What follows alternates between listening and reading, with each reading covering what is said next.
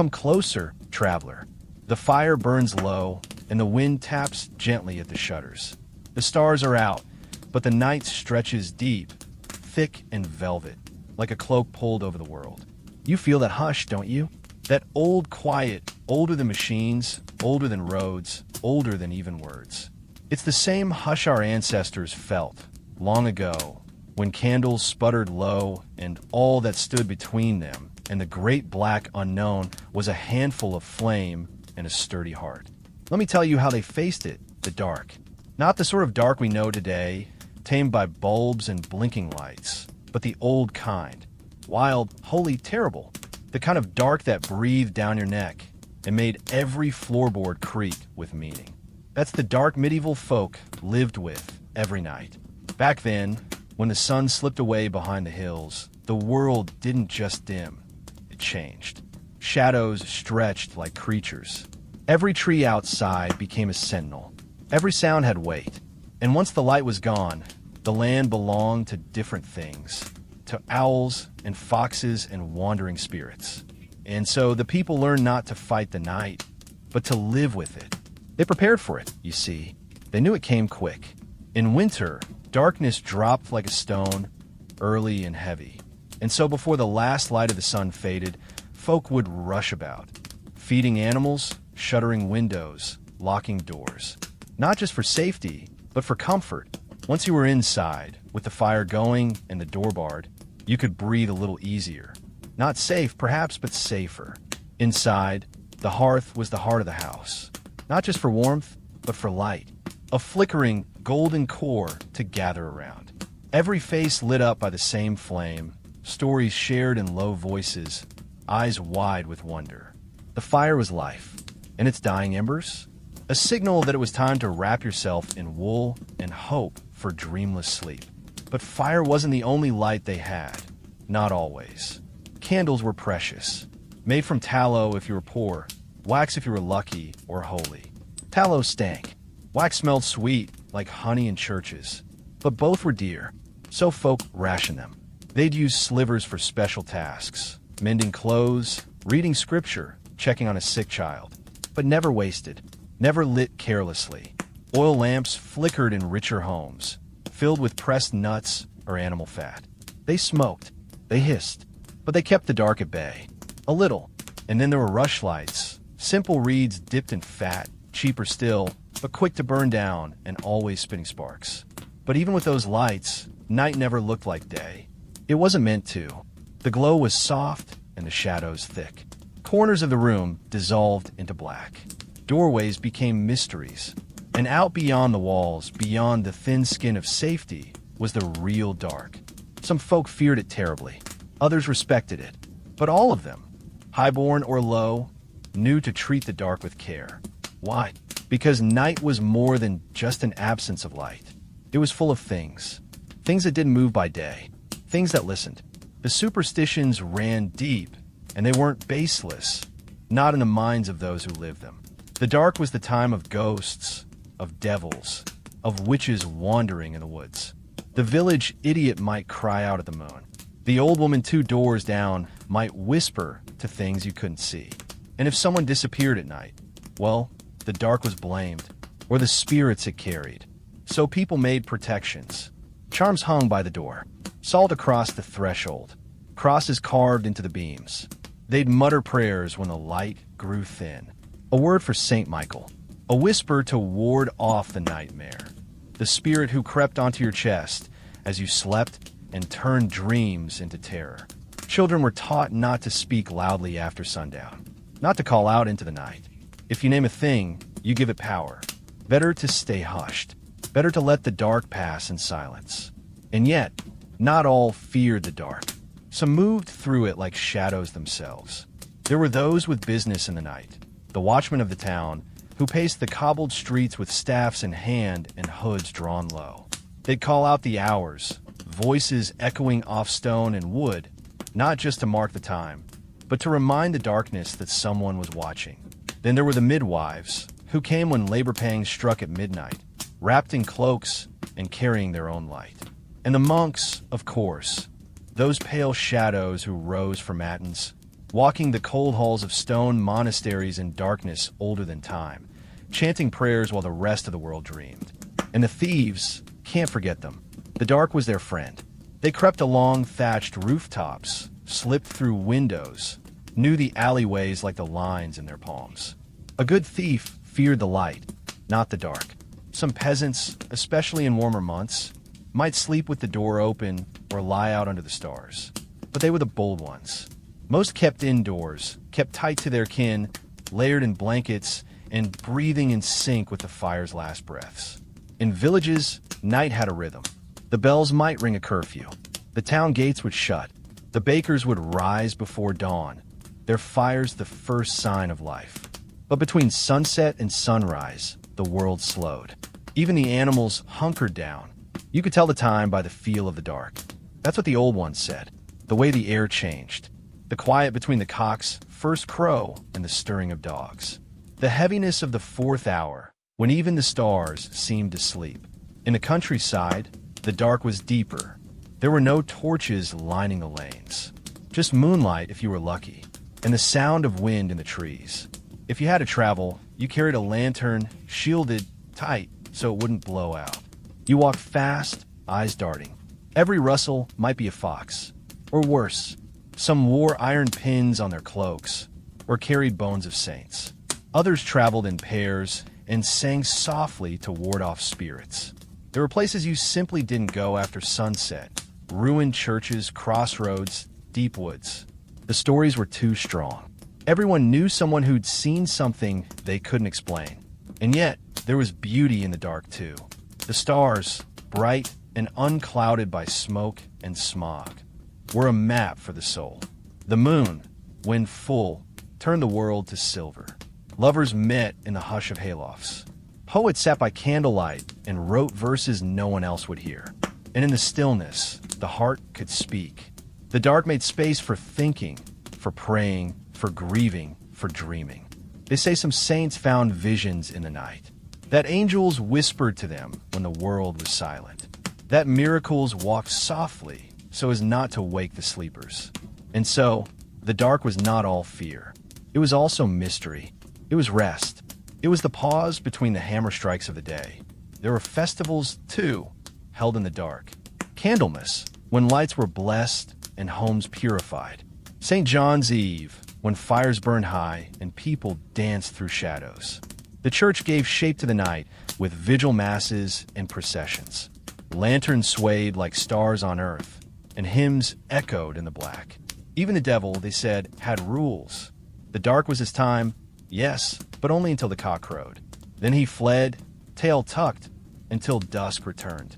So folk feared the night, but they also trusted that it would end, that the light would always come back. And that was the deepest truth. The dark wasn't forever. It tested you, held you, taught you, but it passed. Always. So when you blow out your light tonight, think of them. Your ancestors, wrapped in wool, whispering prayers and listening to the wind.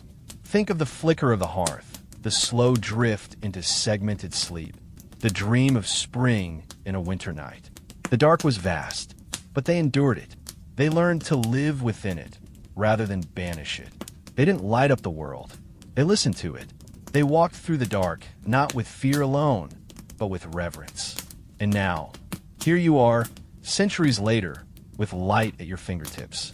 But still, when the power cuts out or the stars are bright, something stirs in you, doesn't it? A memory not your own. A hush in your blood. That's the old dark friend. Still with you. Still watching. Still waiting. Let in. Just a little. And let it pass. The light always returns. Come close, friend, and let the shadows wrap around us like a story told low and slow. The night is deep. The wind is steady. And there's something ancient in the air. It smells of smoke, damp wood, and silence. That heavy, velvety silence that settles only after the sun has gone and the world is left to feel its way by memory and prayer. Tonight, I'll tell you a tale not of kings or battles, but of a greater force still, the dark. Not the kind that flickers behind your television when the power goes out, but the true dark, the living dark, the dark our ancestors knew in their bones.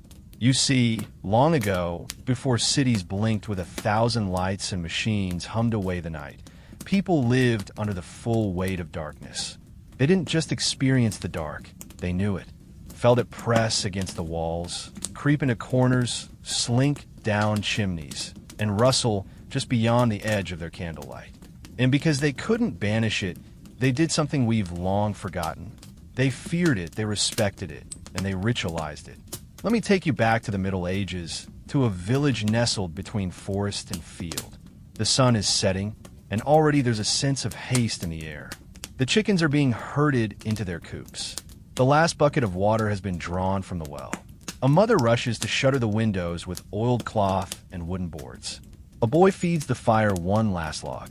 There's a race against time, not because they've lost track of the hour, but because they know what's coming, the fall of night. And with it, all the unseen things it might carry. To the medieval mind, the dark was never just empty. It was full of danger, full of spirits, full of the old world that humans had no power over. And so they met it not with confidence, but with caution. It began at the doorstep. Every home had protections. Maybe a horseshoe nailed above the lintel. Maybe a little bundle of rosemary, thyme, and salt hung from the eaves.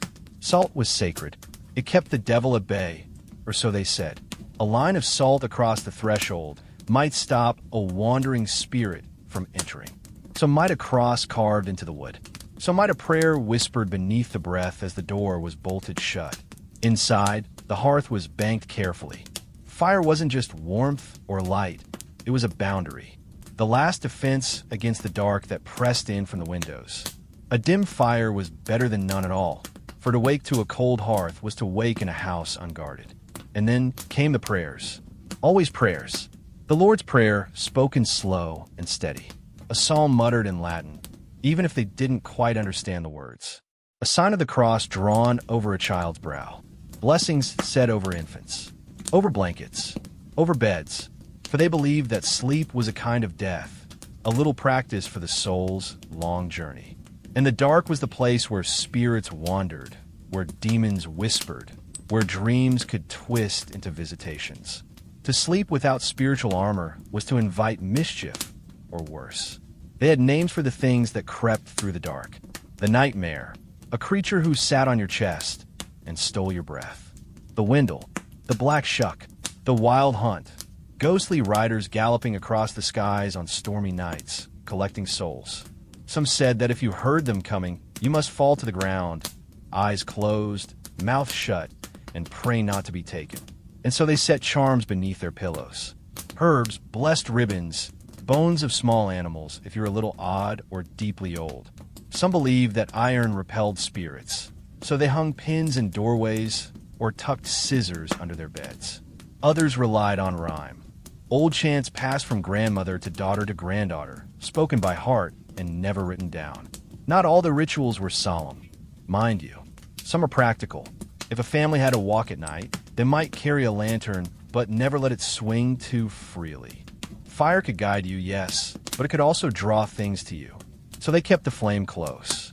They'd walk in pairs or groups and hum softly, not for comfort alone, but to let the spirits know they meant no harm.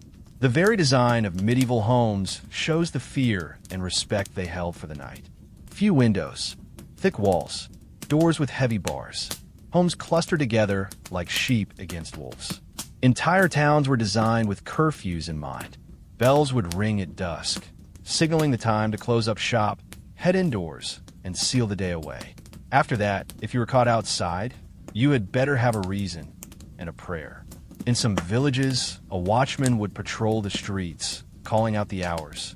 But part of his role was also to ward off the dark. His footsteps, his song, his torchlight, they were signals to the shadows that someone still held dominion. And if you heard his call from your bed, it was a comfort. You weren't alone. Not entirely. Yet, the dark also demanded silence. Not just quiet, but hush.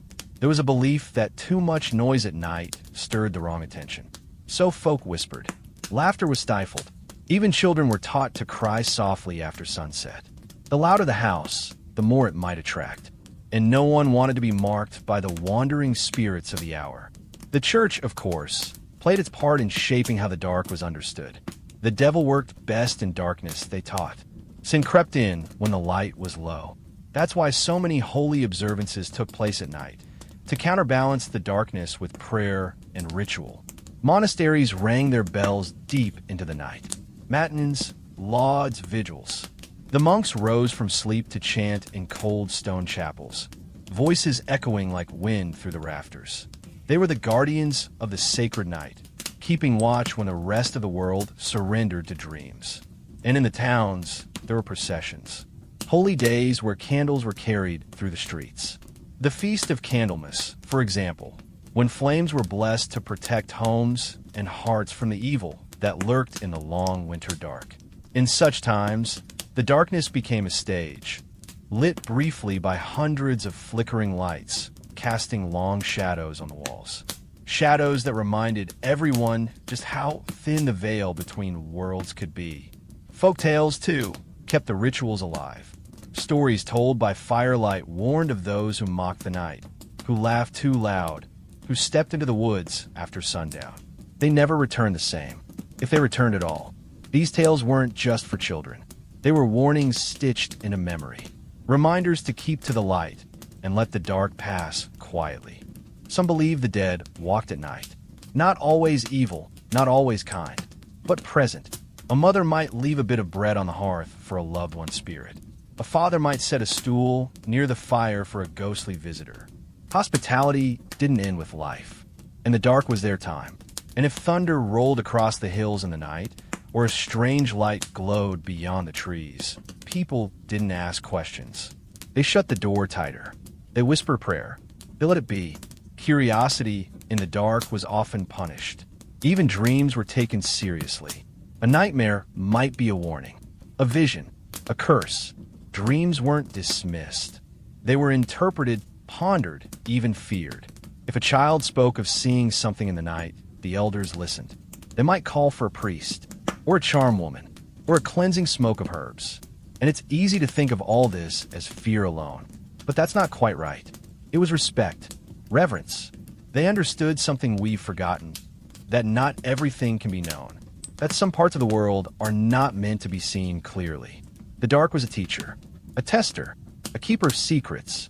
Even those who laughed at superstition still lit a candle before bed, still placed their shoes pointing away from the door, still avoided the mirror at night, because in the end, the dark wasn't just around them, it was in them, in their stories, in their memories, in their very bones.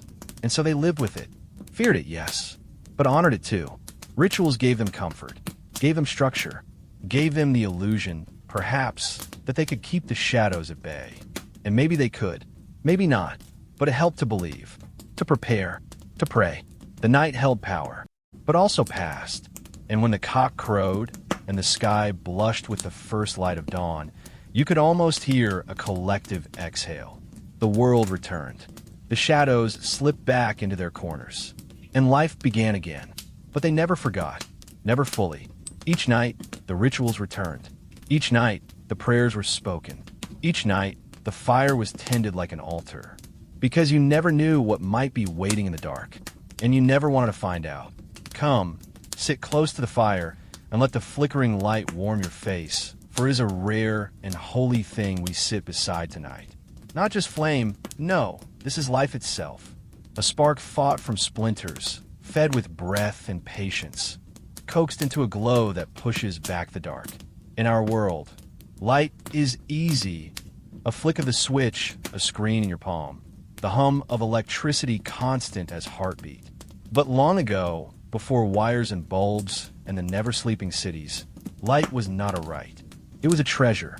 Let me tell you of those olden days when every flicker mattered and every hour of light was earned. Back then, the sun was the great master of time. Folk woke with its rise and laid down with its fall. All life moved in the rhythm of the sky. There were no late nights unless necessity demanded it. And when the sun slipped below the treetops, the world changed. It wasn't just dimmer, it was uncertain, dangerous still. You see, when the light left the land, the rules bent with it. Without sunlight, there was no guarantee. The path you knew by heart might twist into strangeness. The stable you'd visited 100 times could feel foreign. Even your own cottage walls, by firelight alone, seemed to breathe and shift. In that kind of darkness, shadows stretched long. Corners became deep as caves, and imagination became your cruelest companion. So, folk learned early. Light was protection. Light was power. Light was a keeper of peace. But it didn't come easy. To have light after sundown, one needed fuel. And fuel cost something: time, money, effort. Firewood had to be chopped, dried, stacked, protected from damp. Candles had to be dipped and molded, wick by wick. Oil had to be rendered or bought.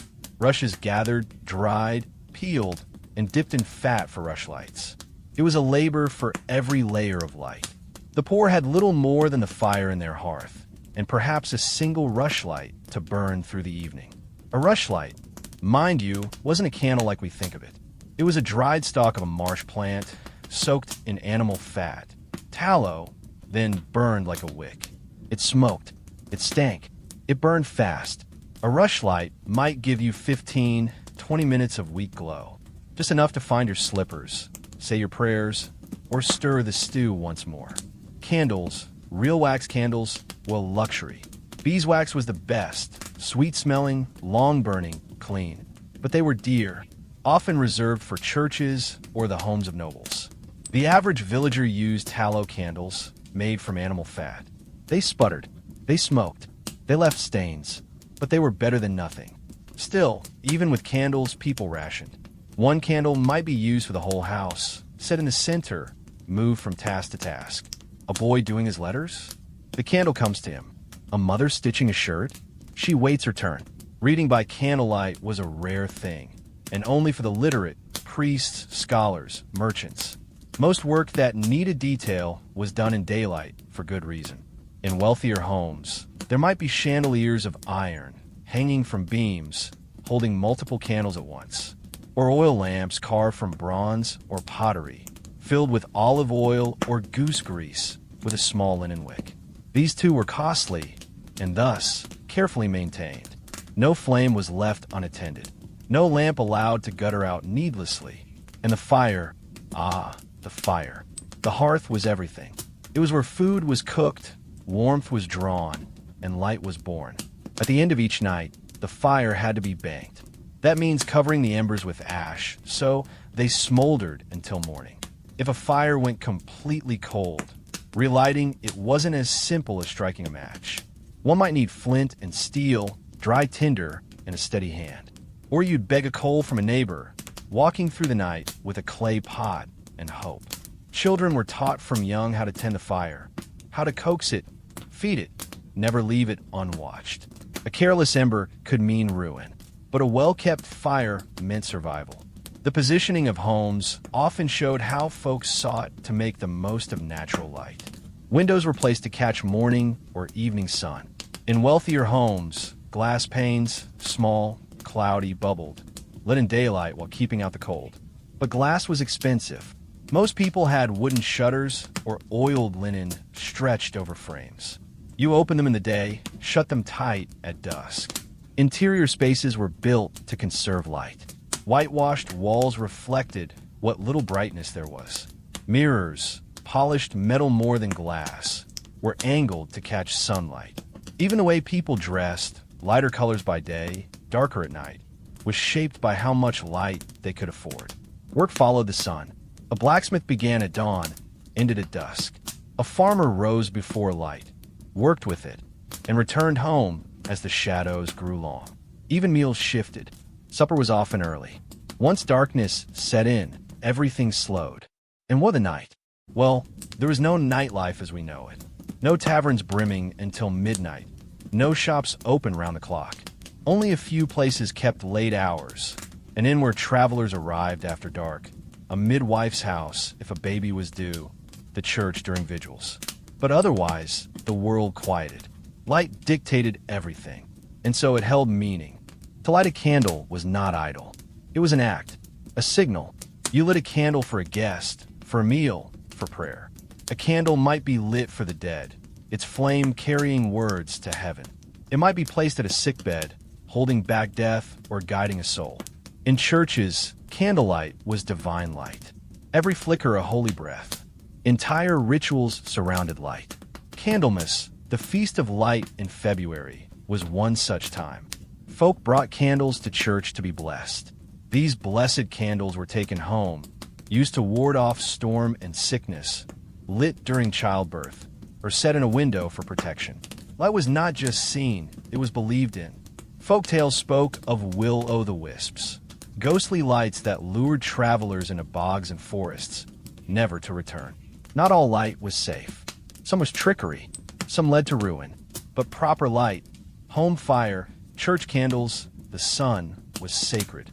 They even told of saints whose graves glowed faintly, or who appeared in dreams surrounded by brightness.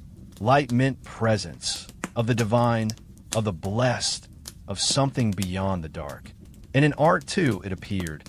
Halos in golden leaf, beams from heaven, the face of Christ bathed in light.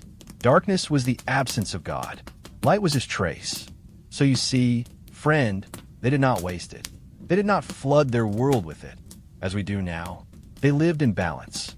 The day was for action, the twilight for rest, the night for silence and prayer. And every bit of light they used was chosen with care. Even celebrations were timed to the sun. Weddings, festivals, harvest dances, held when light lingered. Feasts might stretch into night, but only with preparation. Torches mounted, fires stoked high, candles gathered in number. Such extravagance was rare and beautiful. Imagine now, a village on Midsummer's Eve. Fires blazing high on the hill, people dancing, singing, the whole world golden. That night, light wasn't just useful, it was joy. But by winter's depth, light grew scarce, and each candle mattered again. Even thieves respected the rule of light. A candle snuffed meant no one home. A hearth cold was a sign to move on. Light told stories. It signaled safety, or absence, or readiness, or prayer. And still, they did not squander it. Even the wealthiest nobles knew light was no endless thing. Torches smoked. Oil ran dry. Wax melted to nothing. Light was temporary, fleeting, a flicker in the dark. And so, they gave it honor. At bedtime, the flame was snuffed with care. A candle bell might be used. A small brass dome placed gently over the wick, or fingers dampened and pinched. Some whispered a phrase when extinguishing the flame. A little farewell to the light. A hope to see it again. And in the deep of night, when someone stirred to tend the sick or soothe a child, they moved gently through the dark. One ember coaxed a flame. One candle lit, never more than needed. The dark was not an enemy, but nor was it a friend to be trifled with. Now, you might wonder, how do they not fear it all the time? How did they live with so little light? But they had something we have lost. They had patience. They had eyes trained for the dusk, minds at ease with shadows, lives built around the rise and fall of brightness. They didn't chase the light beyond its bounds. They moved with it like leaves on the wind. Their stories began with the dawn and ended with the stars. Their days were lived with purpose, and their nights with humility. They didn't burn light just because they could. They burned it because they must. And in that care, that reverence, they found peace. Because when every light costs something, every glow becomes sacred. So now, as you sit in your home, flicking on lamps and watching screens blaze into life, think back to that time when a single candle lit a room, when a rushlight marked the end of a day's labor, when fire meant survival. And remember, friend, light is not just what we see by, it is what we live by. And once, long ago, it was a gift never taken for granted. Let us carry that memory with us into the night. Come closer now, and let the quiet hold us a while. The fire's burning low, the night has thickened outside, and the world feels softer, doesn't it? Softer, slower. This is the hour when even the birds have hushed, and only the hush remains. It's not silence, no, not exactly. It's a kind of peace, deep and humming, like the breath of the earth itself. Now, you may think the darkness was always something to be feared in the old times, something wild and full of danger. And yes, that's true in part. But oh, there's more to it than that. Much more. Darkness in those days long gone was also a gift. A time to pause, to gather, to listen, not just to one another, but to the self and to the stars and to stories older than the bones of the village. You see, the dark wasn't just the absence of light. It was a place, a season, a presence. It had weight and warmth and mystery.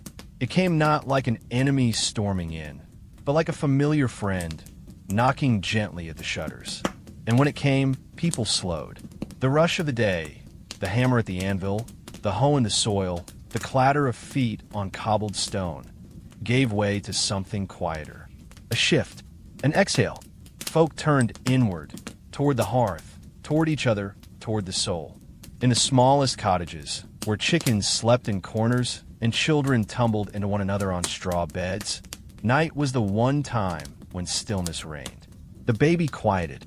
The dog curled close. The father's hand rested at last on the table, and the mother's song floated just above a whisper. There were no errands left to run, no letters to check, no lamps humming overhead. When the light fled, there was nowhere to go but in. And that's what they did, go inward. The dark made philosophers of farmhands, made poets of shepherds. When the world went quiet, the thoughts grew loud, not in a noisy, anxious way, but in a slow-spinning sort of way. The kind of thinking that isn't about answers, but about being, about holding questions like warm stones and turning them over softly, gently. Many sat by the fire, staring into the embers, not speaking for long stretches. Not out of coldness, but because nothing needed to be said. A day lived, a body tired, a night at hand. Sometimes that was enough. Some kept journals, though few could write. But among the literate, nighttime was often the hour for writing, by dim candle, yes, but also by memory and imagination. Letters home, psalms copied, little bits of poetry about love or land or loss. Many of the thoughts that reached us across centuries were shaped by night.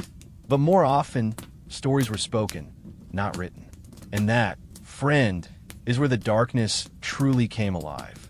For darkness invited stories. It wrapped them up like cloaks and passed them hand to hand.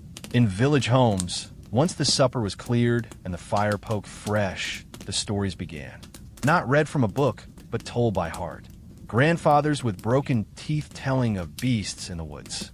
Grandmothers recalling a night who once passed through. Children wide-eyed, leaning forward, afraid to blink. And everyone else listening, half remembering, half dreaming. The dark was the storyteller's canvas. It gave the imagination room to paint. A tale told at noon might seem plain, but at night? Oh, at night, the shadows danced in time with the words. Faces glowed by firelight. Fingers pointed to the ceiling, tracing the path of ghosts or stars.